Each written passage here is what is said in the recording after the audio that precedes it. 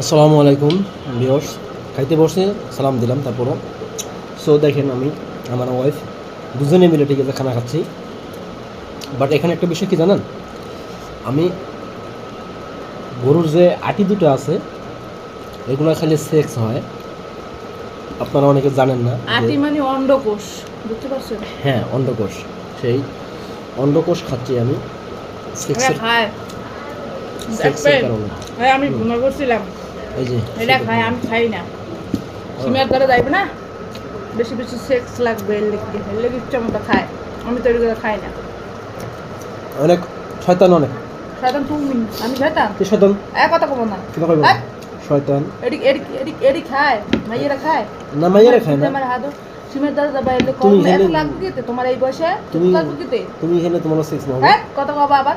Viewers দেখেন আমার লগে ও কি কি রকম করে ব্যবহার মেজাজটা খারাপ করতেছে। হয় না কম? এই মেজাজটা এক কল দিন ধরে। এই আস্তে করে দেখো।